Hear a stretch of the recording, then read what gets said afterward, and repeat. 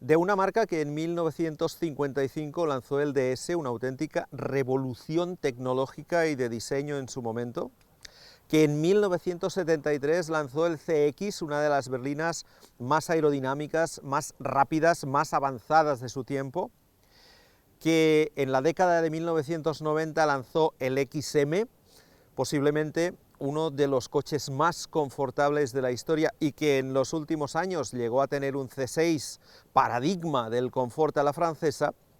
No podíamos esperar en su retorno al segmento D de las grandes berlinas de viaje un coche convencional. Y lo cierto es que este Citroën C5X híbrido enchufable es cualquier cosa menos convencional.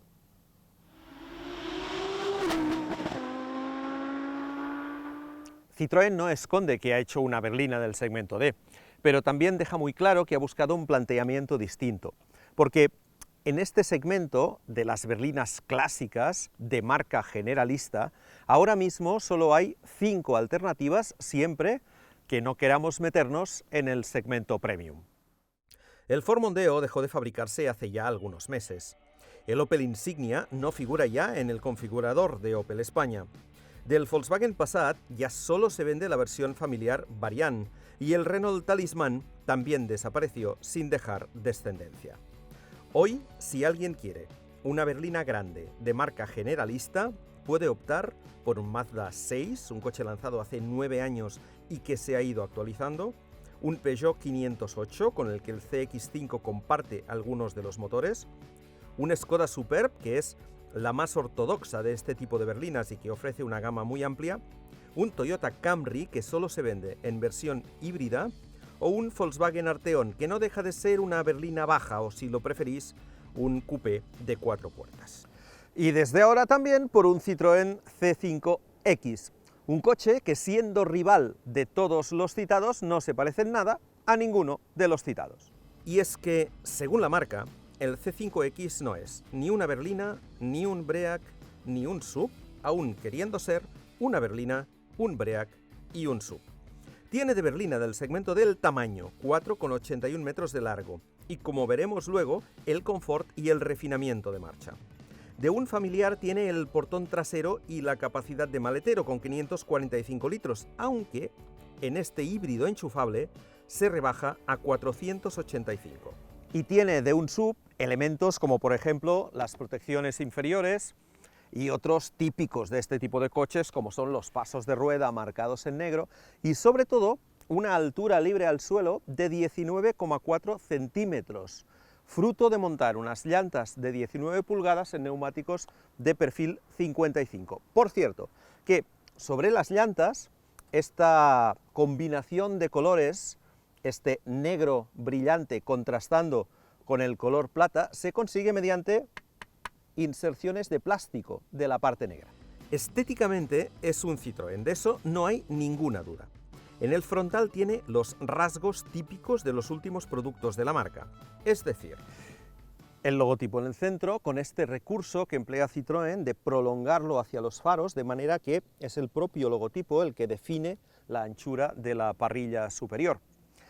Los faros divididos en 2 partes, los diurnos arriba y los bloques grandes abajo, con además estos pequeños, ¿dónde están? Aquí, con estos pequeños antinieblas en la parte inferior. Y finalmente un capó también muy Citroën, con estas habituales 2 hendiduras en ambos lados, que también encontramos en otros modelos de la marca, como por ejemplo el C5 Aircross. El perfil es distinto a casi todo, con la línea de cintura que asciende en el paso de rueda trasero, un montante posterior decorado, llantas de gran tamaño y una silueta en la que se aprecia perfectamente que la batalla del coche es larga, con 2,78 metros, y la altura no es exagerada, ya que pese a que está bastante levantado, se queda en 1,48 metros. La zaga es también original, con unos pilotos grandes, un discreto alerón en la parte superior de la luneta y otro, bastante más evidente, en la base de la propia luneta. Lo que no hay es limpia luneta. Y ya que estamos echando un vistazo a la parte trasera, abramos el maletero, que tiene apertura eléctrica de serie y que puede abrirse deslizando el pie por debajo cuando lleguemos con las manos ocupadas. El maletero tiene los citados 485 litros como consecuencia de la pérdida del doble fondo por la presencia de la batería en la parte que da al respaldo de los asientos traseros.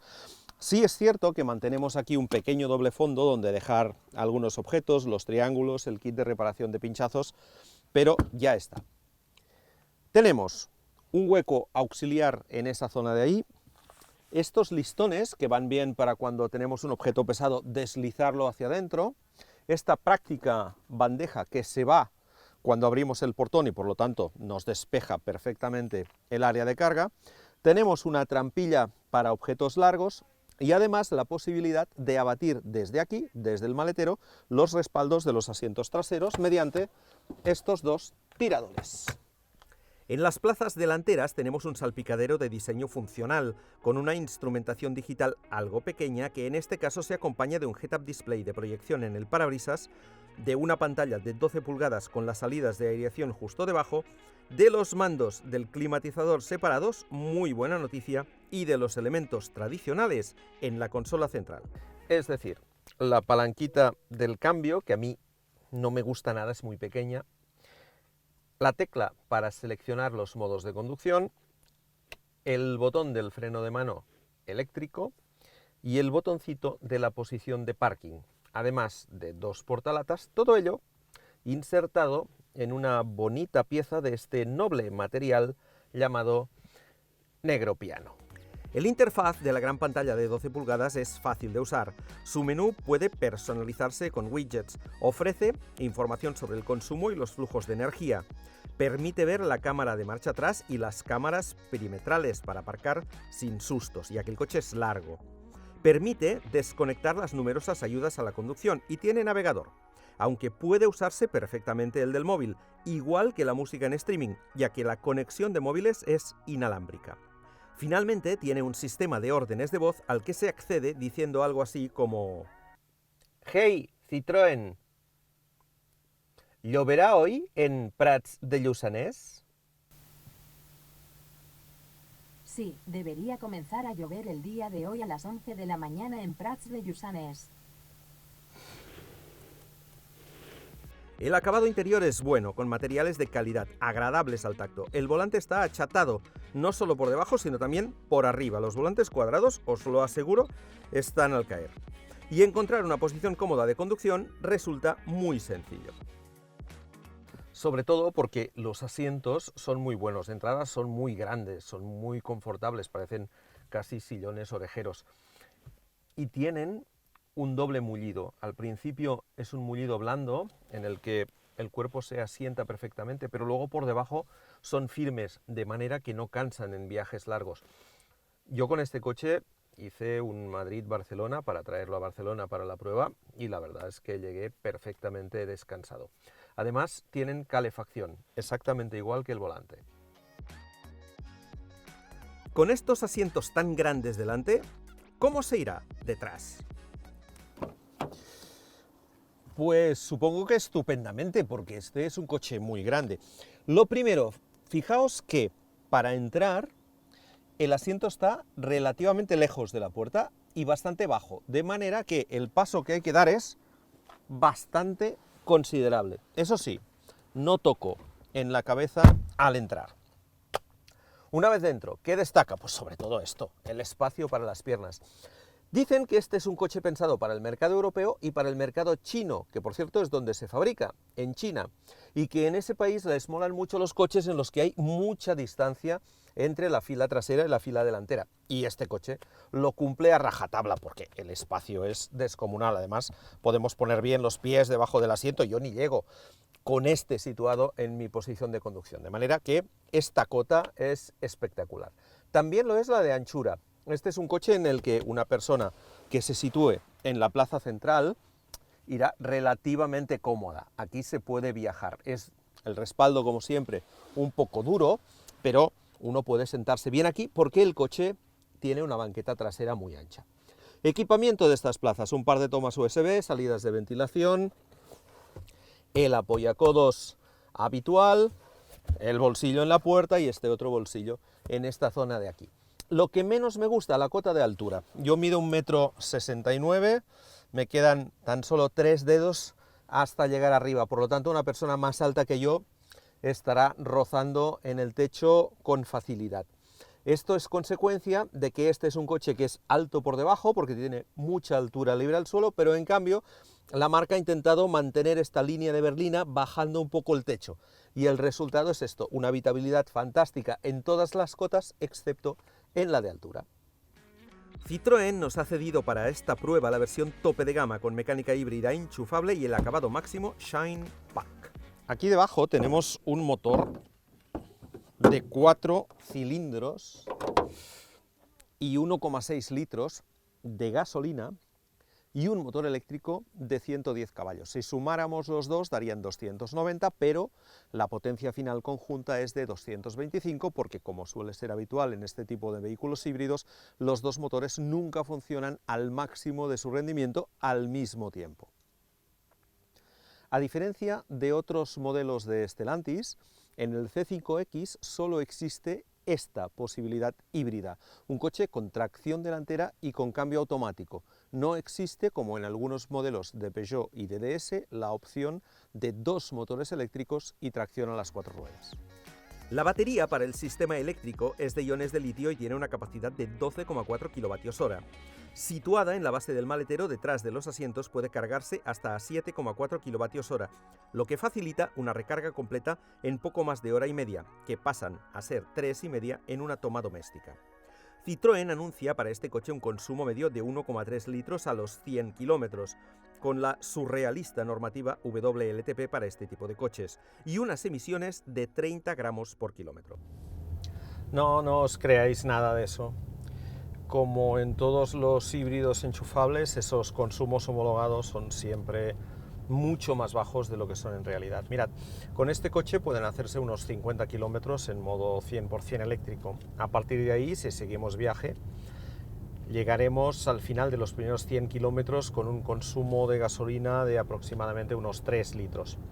Pero a partir de ahí, los siguientes 100 kilómetros y los siguientes 100 y los siguientes 100, es decir, cuando el coche funciona en modo híbrido convencional, el consumo, si hacemos una conducción más o menos económica, 110, 120 km por hora en una autopista más o menos llana, andaremos entre los 5 y 6 litros, que para un aparato de este tamaño y de 1800 kilos no está nada mal.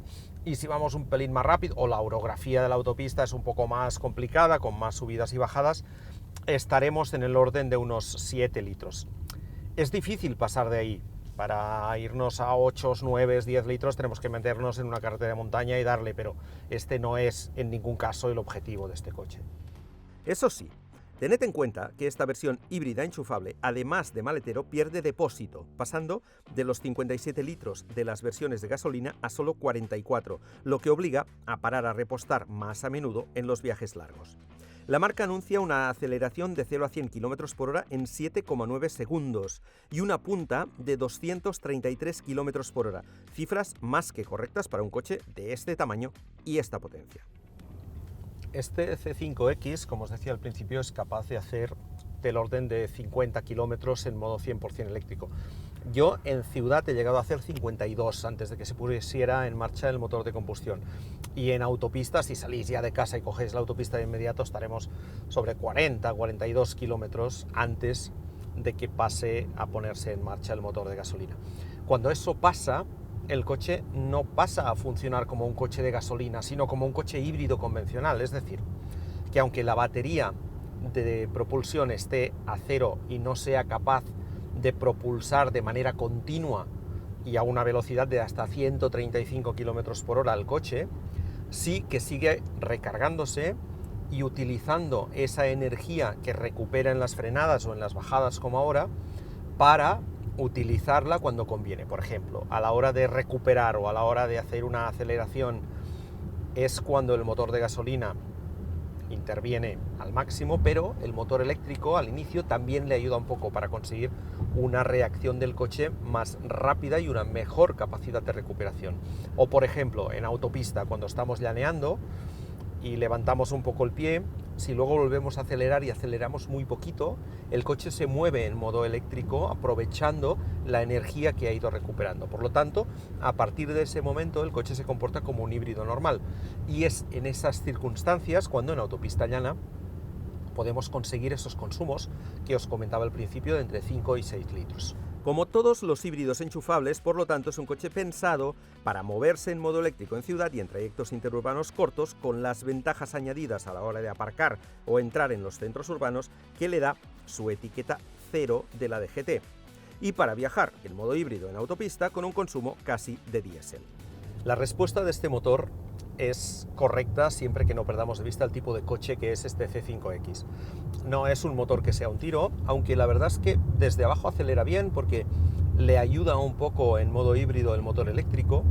Luego es un poco perezoso a la hora de subir de vueltas, es cierto, rinde más bien mejor arriba que a bajas revoluciones, a pesar de ese pequeño apoyo del eléctrico, que a veces lo tenemos con un poco más de fuerza y a veces con un poco menos, depende de cómo esté en ese momento la batería, pero en cualquier caso es un motor cuya respuesta se adecua muy bien a la filosofía del coche.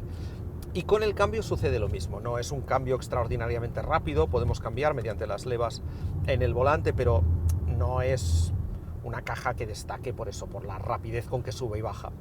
Pero por otro lado es una caja muy suave, prácticamente imperceptible, va cambiando de marcha y en conducción convencional ni te enteras, sobre todo en los modos confort, ¿no? Donde además el coche hace muy poco ruido, porque esta es otra de las virtudes de este C5X, es un coche muy bien aislado, no solo a nivel de suspensión, que es muy confortable, sino también a nivel de ruidos. Se percibe muy poco el ruido exterior, se percibe muy poco el ruido mecánico y por lo tanto es un coche que en ese sentido busca, insisto, el confort también desde el punto de vista del nivel sonoro. El CX5 tiene varios modos de funcionamiento. Eléctrico, mientras tenga batería, puede circular hasta 135 km por hora, híbrido, para cuando se termina la carga, y Sport, para conseguir las máximas prestaciones. Hay que destacar que, como la mayoría de los híbridos enchufables, el coche permite conservar parte de la carga de la batería para poder utilizar el modo eléctrico más adelante o recargar la propia batería al precio de un mayor consumo para, de nuevo, disponer de motor eléctrico más adelante. Si queremos incrementar la retención y facilitar la recarga de la batería en modo híbrido, podemos recurrir al modo Brake, muy útil tanto en ciudad como bajando, por ejemplo, puertos de montaña. El modo Sport atañe a la dirección, que se endurece un poco, a la respuesta del motor, que es un poco más inmediata, es más un tema de respuesta a pedal. En el momento en que aceleras, la reacción del motor no es que sea más contundente, pero sí que es un poco más inmediata. También al cambio apura un poco más las marchas, cambia un poco más arriba y por lo tanto da también una sensación un poco más de dinamismo, pero sobre todo lo que afecta en esta unidad híbrida enchufable es a la suspensión. Para ciudad, para autopista, modo confort o modo normal, no hay ningún problema. Es una suspensión muy confortable. Yo diría que es una digna heredera de la suspensión que llevaban los Citroën grandes clásicos, ¿no? Es menos sofisticada, aunque lo es, pero es menos sofisticada que la hidroneumática de un CX o de un XM en su momento, pero sigue siendo una suspensión diferente a lo habitual, ¿no? Además lleva este pilotaje electrónico que nos permite colocarla en el modo Sport. Un modo que yo solo recomiendo que se utilice en carreteras de montaña, y no tanto porque convierta al coche en un coche deportivo con un tacto muy bueno, no, simplemente porque al ser una suspensión de serie muy blanda, con el modo Sport lo que conseguimos es endurecerla un poco y por lo tanto lo que hacemos es mitigar los movimientos de carrocería, sobre todo en los apoyos en curva, en la salida de la curva, el levantar el morro al acelerar. Todo eso se matiza un poco, no de manera extraordinaria, tampoco penséis, pero sí que se matiza un poco y por lo tanto el coche a la hora de circular en una carretera más complicada pues transmite un poco más de confianza y sobre todo no se mueve tanto, lo que evidentemente los pasajeros lo agradecerán seguro. Y es que esta versión híbrida enchufable es la única de la gama que combina la ya conocida suspensión de amortiguadores con topes progresivos hidráulicos con una gestión electrónica de la amortiguación que es lo que permite variar su respuesta. Tiene 3 modos de uso, Confort, Normal y el mencionado Sport. No hay, es cierto, grandes diferencias entre ellos, pero en el modo Sport se nota que el coche va mejor sujeto en carretera. Y es que el C5X no podemos decir que sea un coche dinámico, ni tan siquiera en modo sport. No es un coche que busque el dinamismo de marcha. Pero en cualquier caso, sí que es un coche cómodo, con esa suspensión tirando a blanda, pero que tiene un chasis que una vez te acostumbras al hecho de que la suspensión sea blanda y al coger una curva a una cierta velocidad, pues incline un poco, menos en modo sport, pero incline. Una vez te acostumbras a ese comportamiento de la suspensión, es un coche que acaba transmitiendo confianza, porque realmente va muy bien por donde se le indica, en curva sigue muy bien la curva, cierra muy bien la curva con el eje trasero, y por lo tanto no es de aquellos coches en los que digas, uy, uy, uy, que tengo que levantar mucho aquí porque si no se me irá. No, no, no, no, es un coche que a pesar, insisto, del movimiento de carrocería, es un coche que transmite confianza. Además, frena bien, no tiene unos frenos que aguanten un trato duro bajando a fondo un puerto de montaña, no, porque el coche no es para eso, pero en la frenada convencional es un coche que frena bien, tiene una buena modulación de pedal, una buena respuesta de pedal, por lo tanto, dinámicamente, digamos, es un muy buen rutero, es un coche pensado para hacer kilómetros, con una dirección que no es muy informativa, pero que le da una cierta agilidad también en determinados tipos de trazados.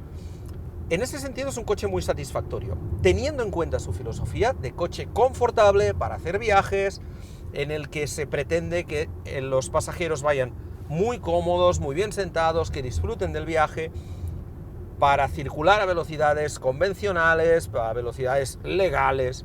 Es un coche que cumple perfectamente con esa función para el que está desarrollado. Es decir, ofrecer el mejor confort de marcha con un comportamiento dinámico que te hace sentir que no te importa hacer kilómetros. Es decir, no es de aquellos que dicen, bueno, vamos a llegar ya porque esto... No, no, es un coche con el que puedes hacer muchos kilómetros sin cansarte.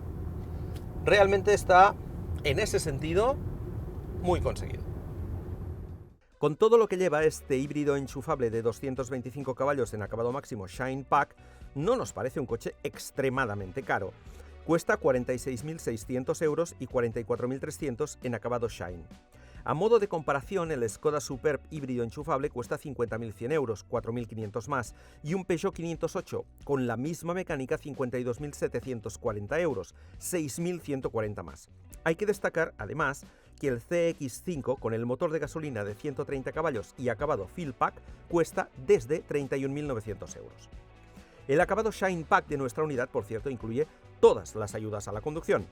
Todas: mantenimiento de carril, ángulo muerto, salida marcha atrás, aviso de colisión, detector de fatiga, reconocimiento de señales, control de crucero activo, además de la cámara de 360 grados, la suspensión pilotada, el head-up display, los asientos eléctricos en cuero, el portón eléctrico, el acceso sin llave, el climatizador bizona, la pantalla grande con navegador y conectividad y las llantas de 19 pulgadas.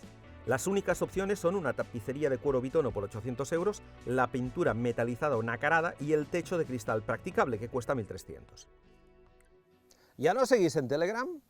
Ah, ¿que no lo sabíais? Pues sí, ya estamos en Telegram, estamos en Twitter, estamos en Facebook, en Instagram, en TikTok y ahora también en Telegram. Así que, a seguirnos. Yo no sé si en el futuro todas las berlinas grandes serán como este coche, pero es evidente que en un segmento en el que los convencionalismos clásicos están de capa caída y cada vez quedan menos representantes de lo que antaño fue un segmento fuerte de berlinas de 3 volúmenes con las variantes familiares, lo que es cierto es que si hay una marca que quiere entrar en ese segmento, debe hacerlo de una manera distinta, y esto es lo que ha hecho Citroën. No sé si con un coche tan arriesgado, entre comillas, como este o no, pero en cualquier caso sí, con algo diferente a lo que ahora se lleva, que son los grandes SUV de 7 plazas. Y es evidente que si hay una marca dispuesta a arriesgar y a ser original, esta es Citroën, una marca que se ha caracterizado siempre precisamente por esas dos características. Y por una tercera, que es la de apostar por el confort. Y este es un coche que no engaña. Es un coche que apuesta por el confort y que realmente es el más confortable de su segmento. Un coche que ofrece lo que anuncia, que, insisto, no engaña a nadie, y que es un buen representante de esta nueva manera de entender los coches, es decir, una mezcla de conceptos incluso en un segmento tan conservador como era hasta ahora el de las berlinas del segmento D.